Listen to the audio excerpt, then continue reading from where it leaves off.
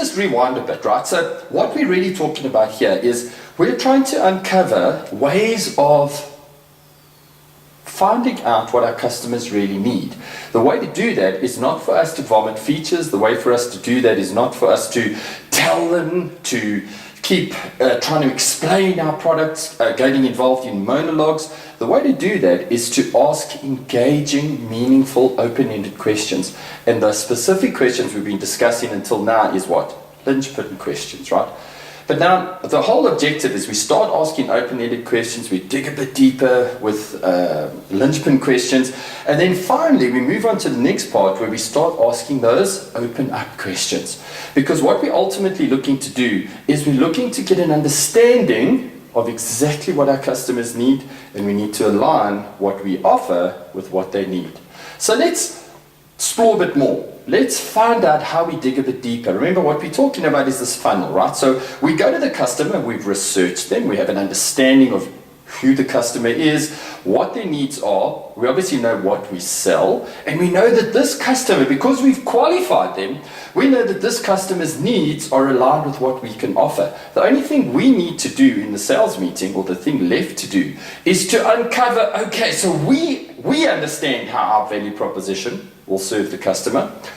The only one who doesn't yet understand in the room is the prospect or the customer.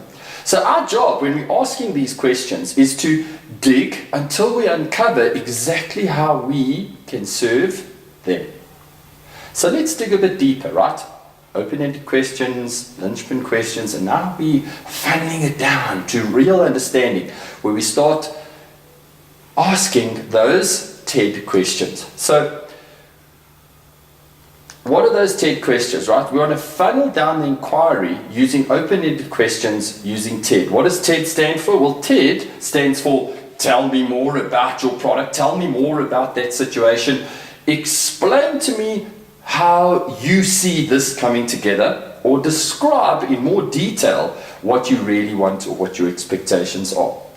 So let's explore that, right? Tell me more. Let's have a look at my example again. So I go into a customer and they start saying to me, okay, so what we're really looking for is we're looking for a way for our guys to become more efficient. In other words, we'd like them to spend more time selling and less time wasting, or invest more time into actually selling, or to use their time more productively, right? So I go, okay, great.